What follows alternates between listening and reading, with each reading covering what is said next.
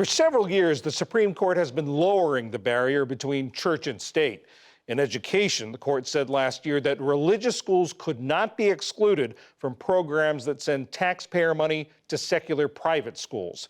Now, Oklahoma officials have approved the creation of what would be the nation's first religious public charter school. That has set off a court battle that will likely end up at the Supreme Court. Adam Kemp is one of our community's correspondents. He's based in Oklahoma City.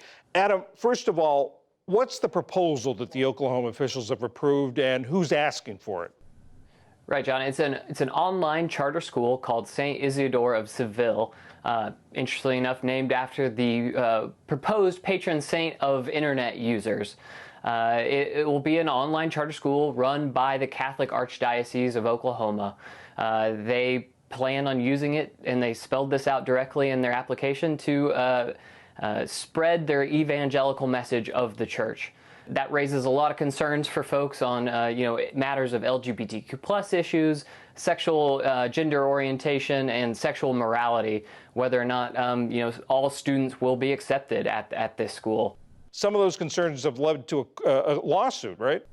That's right. There's been a coalition of groups that have kind of come forward, led by the ACLU and the Freedom from Religion Foundation, who are representing like 9 different groups from Oklahoma, 9 residents, including teachers, some parents, different public education advocates, who are all asking these questions right now of who will be accepted, what kind of accommodations will be made for different students, and basically how much the Catholic Church will use this school to possibly indoctrinate children, which is quite the accusation going around right now, but something that these parents are very concerned about right now. It also comes at a time here in Oklahoma where Oklahoma is facing a critical shortage of teachers.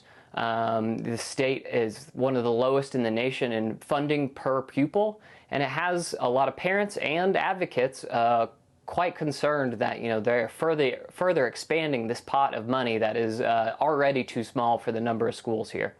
I think all the statewide elected officials in Oklahoma are Republican. What are they saying about this?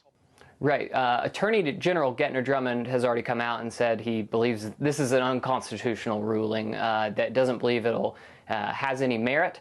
Also believes it could be a slippery slope for a number of different schools to try and creep their way into Oklahoma education.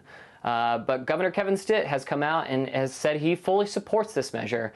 Earlier this year, in fact, he had already made it possible through a bill for parents to go ahead and take their public funding out of a public school and use it to go to a private school through a tax credit. He didn't address this lawsuit specifically, but here he is speaking about the need for more charter schools, in his opinion. If the Catholics want to set up a charter school specifically in McAlester, Oklahoma, to educate their community, and parents choose to go there, that's a great thing. And if the Jewish community wants to set up a Jewish charter school, that's an awesome thing.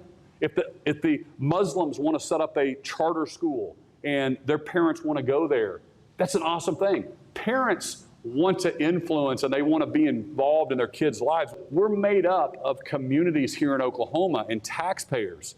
And so to unlock more school options, I'm always going to be supportive of that.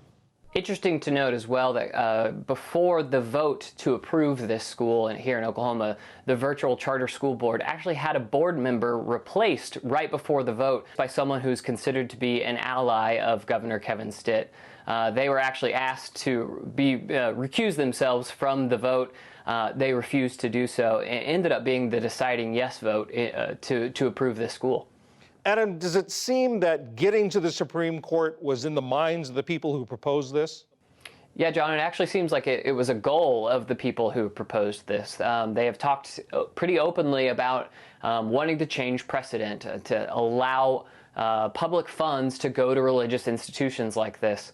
They have kind of spoken about this being the test case to get to the Supreme Court to change that. This is the test case. Do they believe that the conservative majority in the Supreme Court will be receptive to this argument?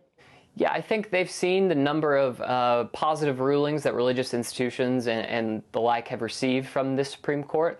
in the past couple of years, and I believe they're hoping to take that next step. Are any other religious groups or churches in Oklahoma talking about doing the same thing here? There's already been some talk that a few different religions have already reached out to inquire about how to submit an application to do this exactly, to launch their own charter school.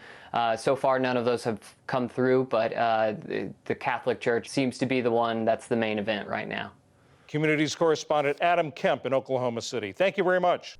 Thank you. For all of Adam's reporting from Oklahoma on what will be the nation's first publicly funded religious school, visit our website, pbs.org/newshour.